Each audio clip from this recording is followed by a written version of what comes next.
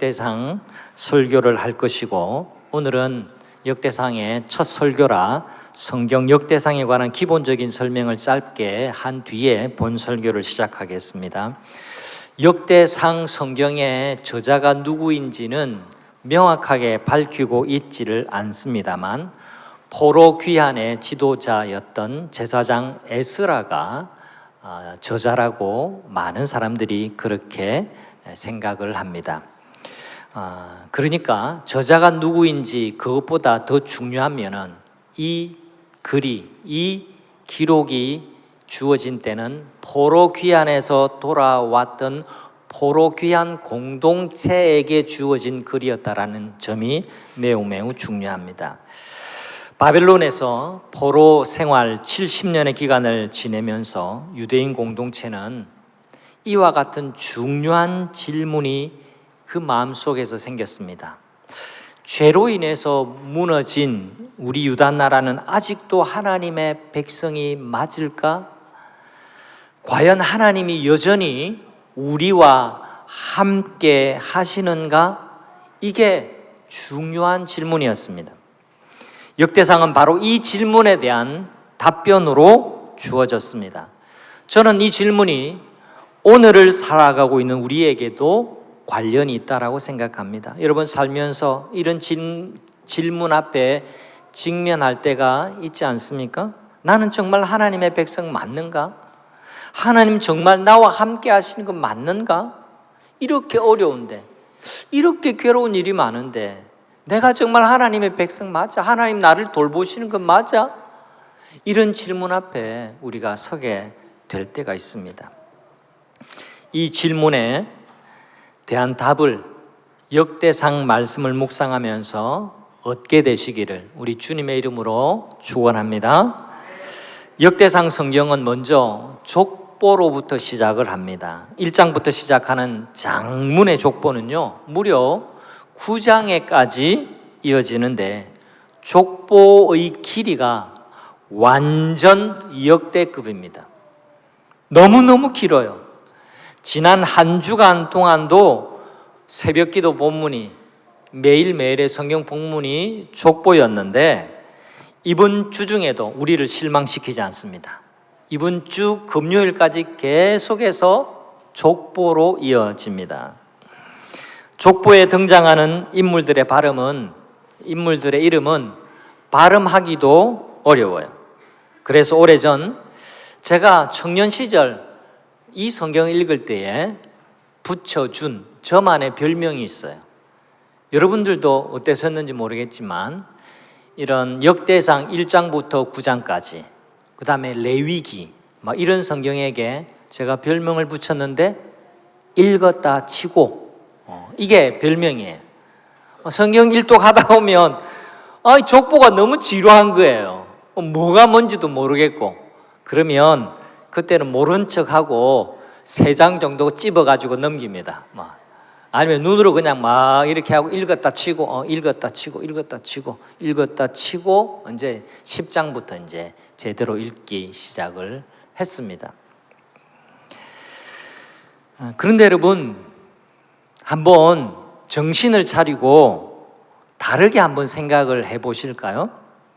우리가 발음하기도 힘들고 내용도 단순해서 눈에 잘 들어오지 않는 것이 사실이기는 합니다만, 일부러 이 성경의 저자가 우리에게 지루함을 선사하기 위해서 족보를 기록하지는 않았을 겁니다.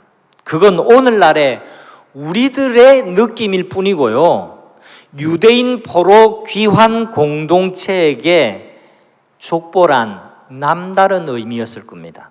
그들에게 주어진 이 족보는 어떤 의미였을까요? 그들에게 아주 특별한 기록이었습니다. 자신들이 누구이며 자신들이 어디에서 온 백성인지를 말해주는 그 근본이 기록되어 있는 책이기 때문에 그들이 처음 이 족보, 이 역대상을 펼치고 읽었을 때의 느낌하고 오늘날 우리가 역대상을 펼쳐서 읽는 느낌은 차이가 많이 있습니다. 성경 역대상은 족보 이야기를 통해서 이걸 말하고 싶은 거예요. 너희 유다 백성들아, 너희는 하나님의 언약의 백성이라는 사실을 잊으면 안 돼. 이 족보가 그걸 말해주고 있어. 너희들은 하나님의 언약의 백성이야. 이걸 기억해야 돼. 계속해서 이 족보, 이어지는 족보를 통해서 상기시켜주고 있는 겁니다. 바로 그 흐름의 선상에서 역대상 4장의 족보에 등장하는 특별한 한 사람, 그리고 그 한 사람의 특별한 이야기를 주의 깊게 살펴보기를 원합니다. 그 특별한 이야기의 주인공은요, 에스라라고 하는 사람입니다. 1장부터 9장까지의 족보에는 무려 600여 명의 이름이 등장을 해요. 4장에서만도 44명의 발음하기도 어려운 이름들을 열거하다가 갑자기 주의를 환기시키는 두 구절이 등장을 합니다. 그게 바로 오늘 본문 역대상 4장 9절과 10절 말씀입니다. 우리가 읽었지만 더 분명한 이해를 위해서 세 번역으로 한번 더 읽어보기를 원합니다. 같이 다시 한번 읽겠습니다. 야베스는 그의 가족들 중에서 가장 존경을 받았는데 그의 어머니는 그의 이름을 야베스라고 불렀다.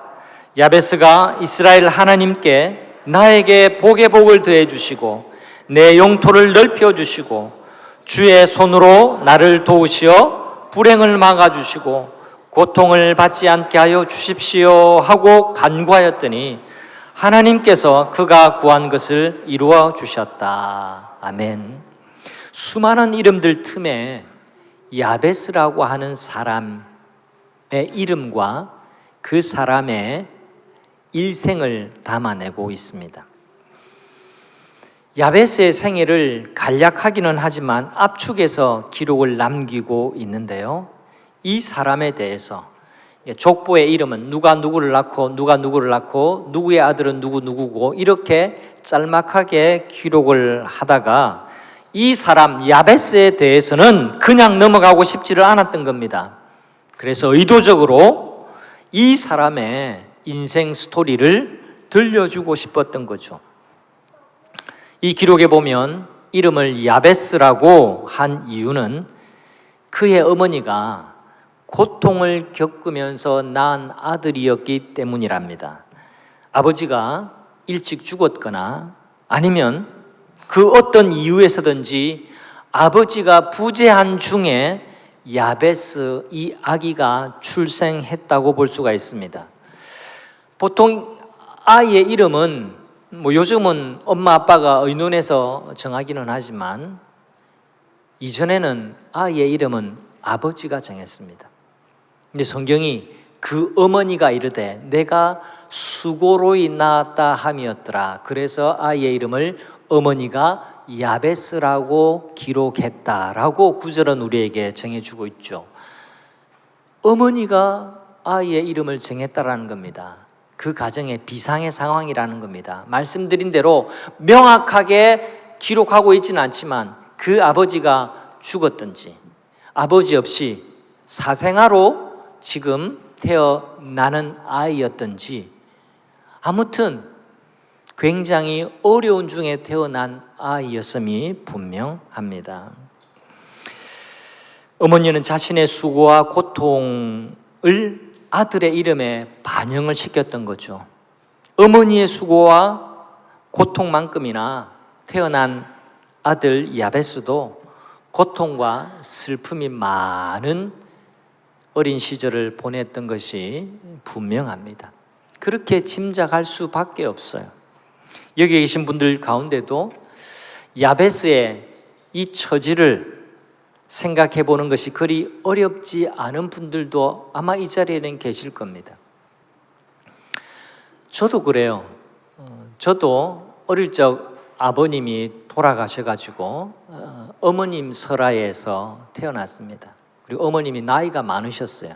지금 살아계신다고 하면 94, 100세를 바라보시는 나이신데요.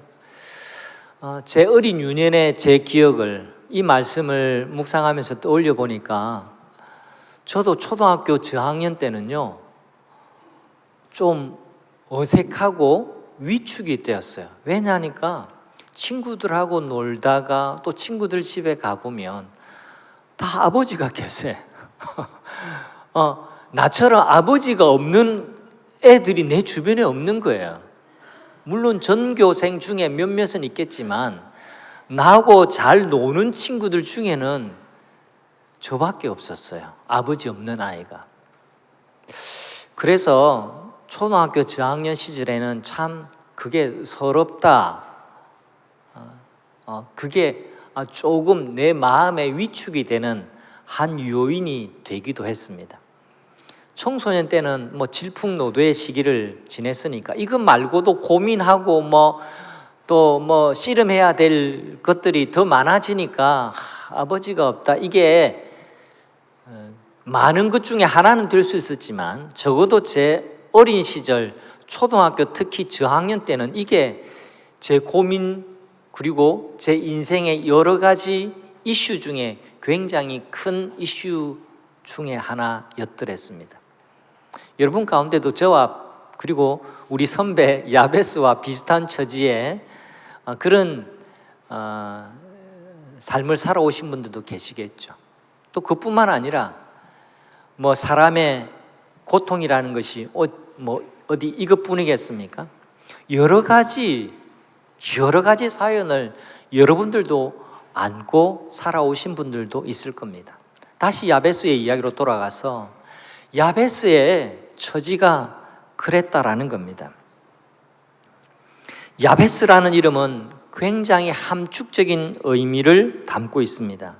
이름의 뜻풀이가요 9절에서 우리가 읽었던 것처럼 이는 야베스의 이름을 설명하는 겁니다. 이는 내가, 여기 내가는 야베스의 어머니입니다. 내가 수고로이 낳았다 함이었더라. 그래서 이름을 야베스라 지었다. 이렇게 밝히고 있습니다. 이걸 우리식으로 덜 실감나게 설명을 하자면 김고통이라고 아들의 이름을 지었고요, 이고생이라고 자식의 이름을 장명한 겁니다. 왜 이렇게 굳이 이런 부정적인 의미를 담아서 자식의 이름을 정했는지는 잘 모르겠습니다만 그만큼 사는 게 힘들었다라는 것을 그 이름에서 느낄 수가 있습니다. 그런데 말입니다, 반전이 일어납니다. 야베스는 고통이라는 이름으로 태어났지만 존경받는 사람, 그 가족들 중에서 귀중한 사람이 되었다라고 우리에게 전해주고 있습니다. 칭송을 받았어요. 은총의 사람이 되었습니다. 고통 덩어리의 인생을 은총 덩어리, 복 덩어리로 하나님이 바꾸어 주셨다라고 우리에게 전해주고 있는 겁니다. 성도 여러분, 족보는 역사입니다. 우리가 족보를 통해서 무엇을 배워야 할까요? 우리가 역대상을 읽으면서 하나님은 우리에게 무슨 말씀을 하고 싶어 하셨을까요? 여러분 기억하십시오. 어느 누구도 망하라고 정해진 운명으로 태어난 인생은 아무도 없다라는 것을 기억하시기를 바랍니다. 이거 하면하셔야 돼요. 이게 성경의 가르침입니다. 사람마다 좋지 않은 환경, 불안한 환경에서 태어날 수는 있어요. 하지만 하나님께서 너는 날 때부터 불안한 환경, 사는 동안 다 불안한 환경, 죽을 때도 불안한 환경으로 살아야 되라고 정해놓고 이 땅에 보내는 인생은 없다라는 겁니다. 하나님은 그 인생을 바꾸어 주기를 원하시고요, 누구든지 그 인생은 변할 수 있습니다. 우리가 우리 인생을 그렇게 운명론적으로 숙명론으로 받아들여서는 안 됩니다.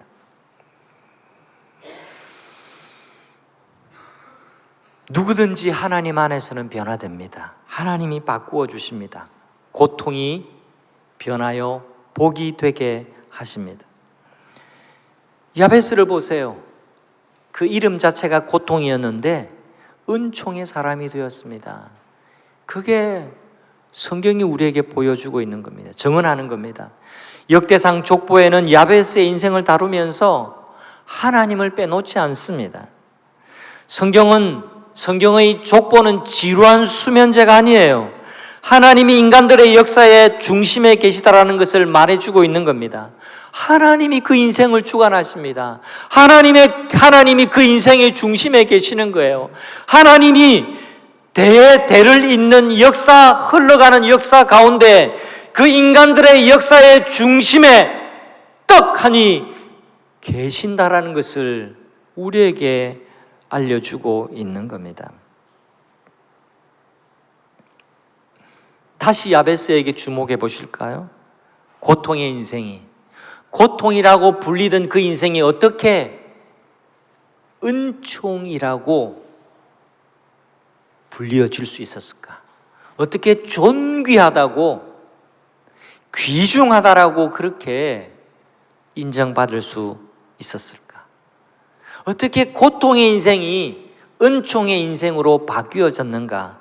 그걸 우리에게 전해주고 있습니다. 10절 말씀 다시 한번 보세요. 10절에 보면 중요한 표현이 나옵니다. 야베스가 이스라엘 하나님께 아뢰어 이르되, 같이 한번 더 읽어봅니다. 시작. 야베스가 이스라엘 하나님께 아뢰어 이르되, 그리고 그 다음 기도의 내용이 4가지 나옵니다. 그리고 마지막에 이 기도가 마친 다음에 하나님이 그가 구하는 것을 허락하셨더라.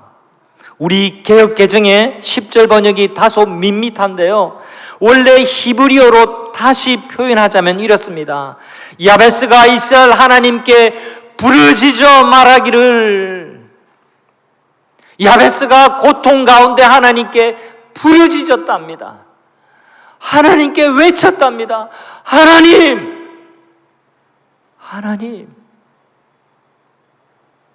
야베스는 간절하게 부르짖었습니다.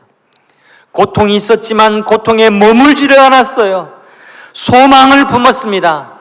그래서 하나님께 부르짖었습니다. 자신의 처지를 숙명으로 받아들이지를 않았습니다. 자학하거나 주변에 불평을 쏟아내거나 원망에 찌들려서 살아가지 않았습니다. 야베스는 고통이 아니라, 하나님, 내 이름은 야베스 고통이지만 축복의 인생이 되게 해달라고 하나님께 간구했습니다. 부르짖었습니다. 저는 이전부터 잘 알던 이 말씀이었지만 곰곰이 한 주간 묵상하고 상상해 봤습니다. 야베스가 이스라엘 하나님께 아뢰어 이르되, 이렇게 기도한 때가 야베스의 인생에서 언제였을까? 적어도 늙어서 황혼에 기도하지는 않았다라는 것을 우리가 아셔야 됩니다. 이제 다 늙어서 소망이 별로 없을 때 그때 이렇게 기도했다는 말이 아니에요. 여기엔 우리 청년 여러분, 학생들은 일부 예배 말씀 듣고 내려갔습니다. 그리고 젊은이 여러분, 그리고 아직도 왕성하게 활동하고 있는 여러분, 귀를 기울이고 들으시기를 바랍니다. 언제 기도했을까? 청년의 때에, 열심히 살아가는 그때, 바로 그때 기도했습니다.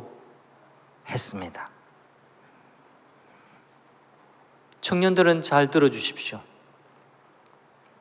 성도님들도 귀를 기울여 들어주시기를 바랍니다.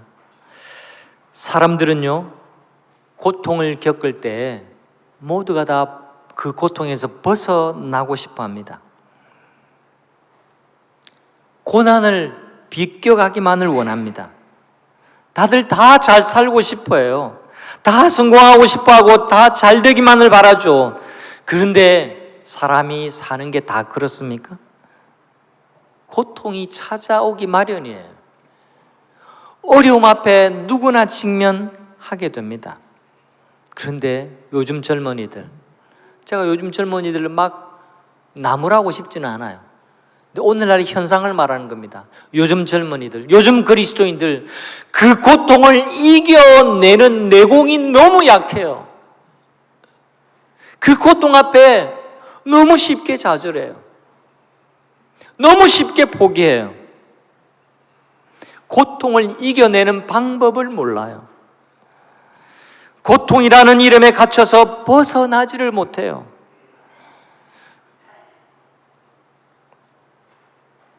성도 여러분, 고통에 집중하지 않고 하나님을 바라보는 것이, 그것이 바로 믿음이라는 것을 기억하시기를 바랍니다. 하나님은 고통보다 더 크신 분이라는 사실을 잊지 말아야만 합니다. 이걸 모르니까, 이걸 믿지 않으니까 그 고통 중에 하나님을 바라보지 않는 거예요. 그 고통에 신음하고 그 고통에 지고 쓰러지고 넘어지고 포기하고 좌절하고 그렇게 하는 거예요. 하나님은 우리가 겪는 고통보다 더 크고 놀라우신 분, 능력이 있는 분이라는 사실을 믿으시기를 바랍니다. 야베스야말로 누구보다 더 우울해할 만한 사람입니다. 누구보다 더 괴로움이 가득한 사람이었습니다. 그러나 그는 그 이름 자체가 고통이었지만 고통 중에 하나님을 바라보았습니다. 자신의 앞뒤 좌우 위아래 한계와 고통, 좌절과 낙심이라는 벽에 갇혀 있지를 않았습니다. 고통이 없어지기만을 기다리지 않았습니다. 중요한 것은 야베스가 하나님께 아뢰어 이르되, 야베스가 하나님께 부르짖어 기도했는데 라고 우리에게 알려주고 있지 않습니까?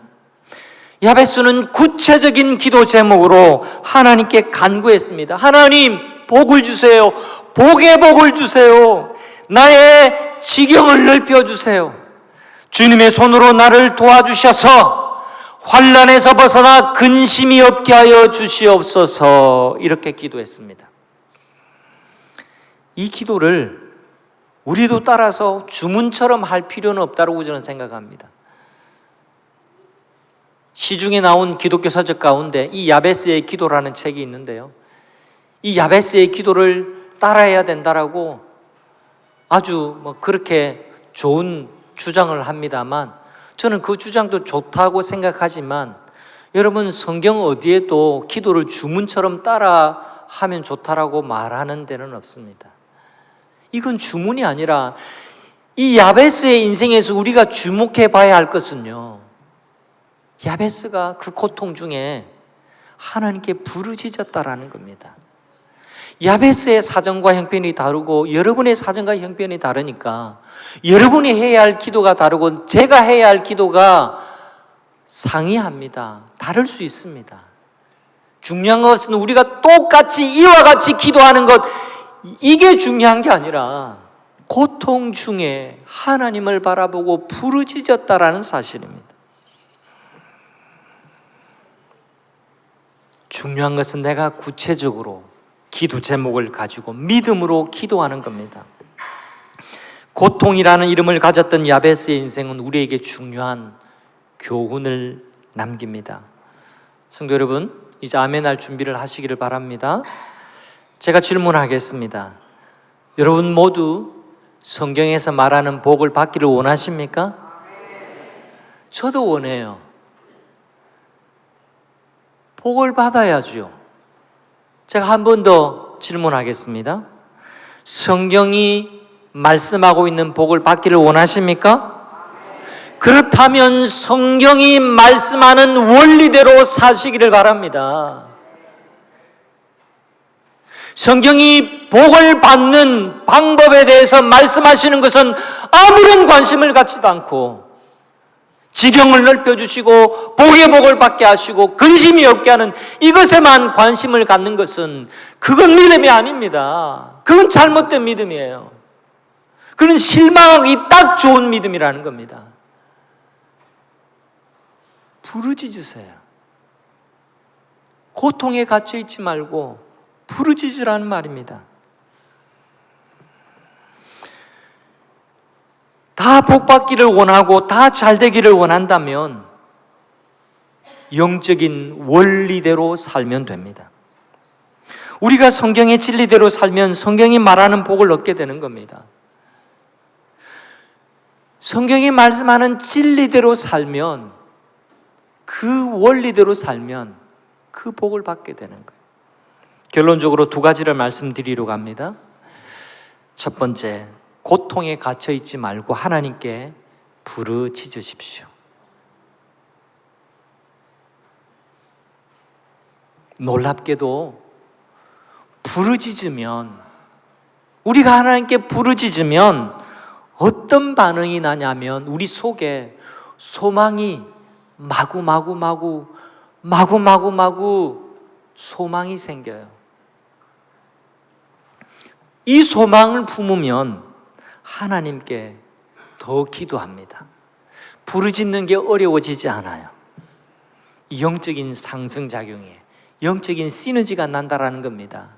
내가 이걸 하면 내가 의도하지 않았지만 저게 나오는 것, 올라가는 것, 이게 시너지라고 하잖아요. 여러분 부르짖어 보세요. 내 속에 이 절망을 이길 힘이 생겨요. 그게 소망입니다. 이 소망을 붙들고 있으면 눈에 보이는 상황은 절망적이지만 기도할 용기가 생기고 기도할 힘을 얻게 되는 겁니다. 여러분 교회 들려주세요. 놀기도 하고 기도도 하고 가세요. 부르짖는 사람이 우리 동부산 교회에 많아지기를 소원합니다. 새벽에 못 일어나면 아침에라도 일어나서 기도하세요. 아침에도 안 되면 여러분 시간을 정해서 기도하는 삶을 사시기를 바랍니다.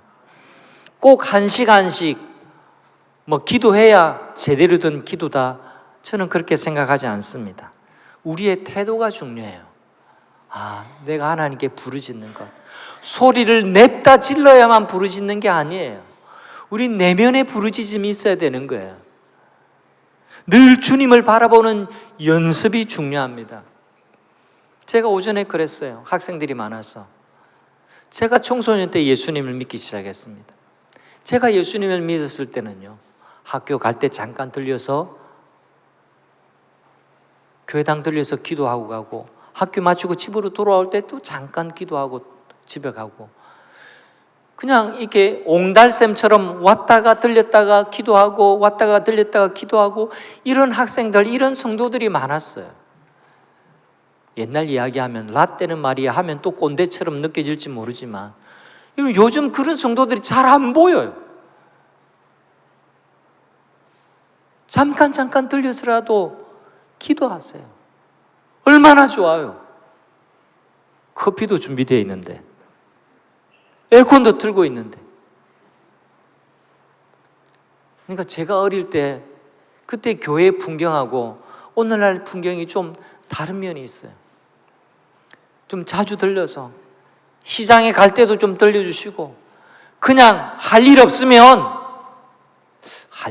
교회 오라는 게 좀 이상한 표현이긴 합니다만 제가 의도한 표현은 아닌데, 그냥 교회 좀 들려주세요. 기도해 주세요. 부르짖으세요.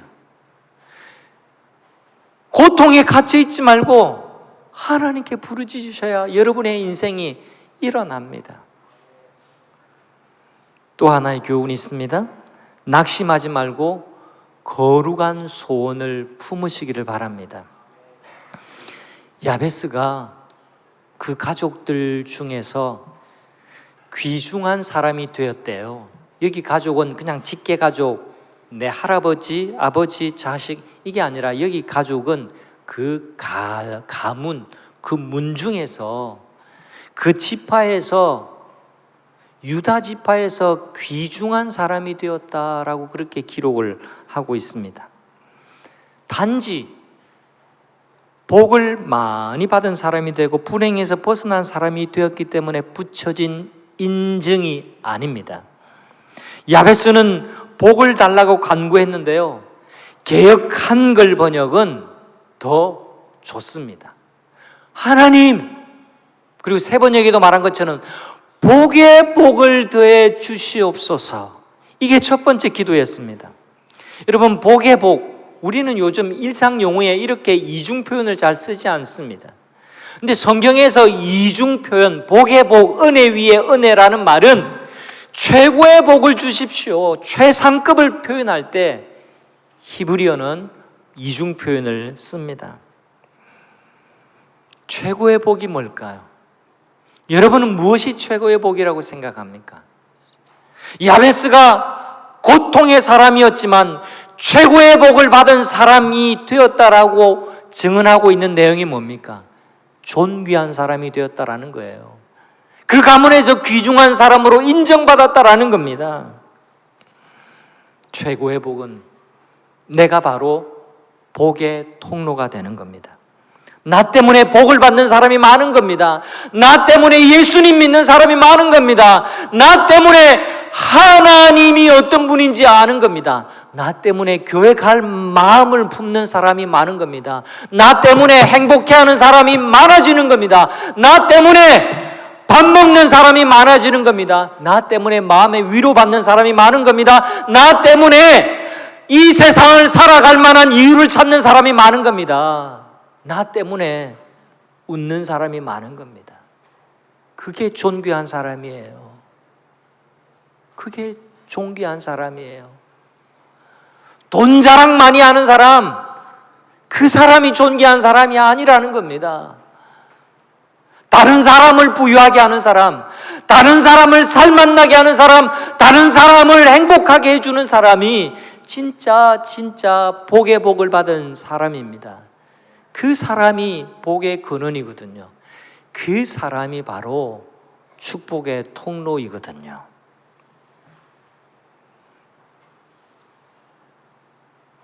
돕는 사람이 되고 섬기는 사람이 되는 겁니다.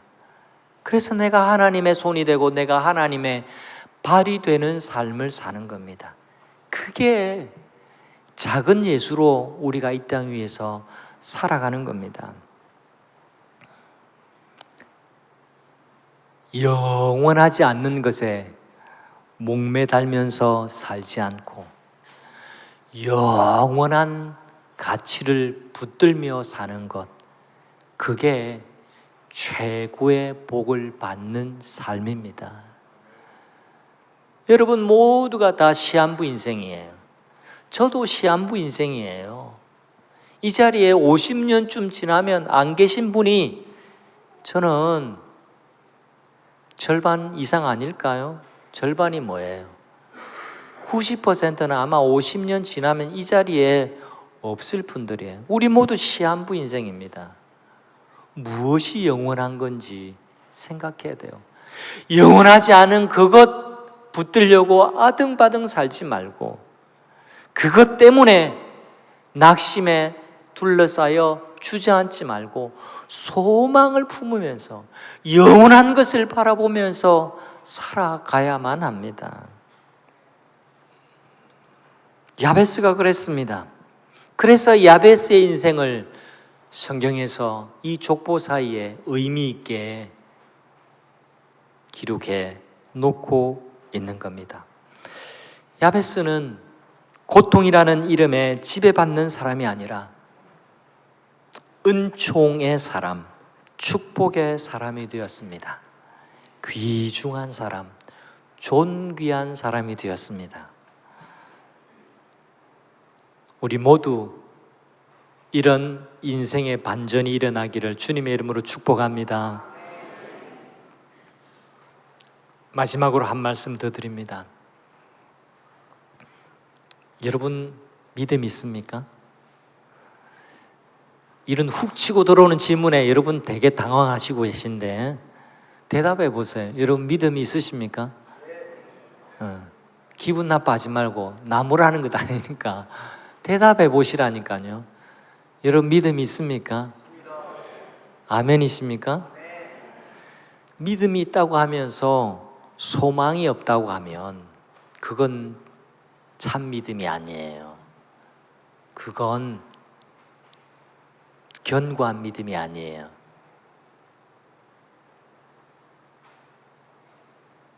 고린도전서 13장 13절은 굉장히 유명한 구절입니다. 여러분 모두가 다 알고 있습니다.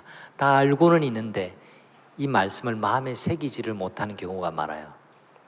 그런즉 믿음, 소망, 사랑 이 세 가지는 항상 있을 것인데 그 중에 제일은 사랑이라. 다시 한번 해볼까요? 그런즉 믿음, 소망, 사랑 이 세 가지는 항상 있을 것인데 그 중에 제일은 사랑이라. 뭐가 항상 있대요?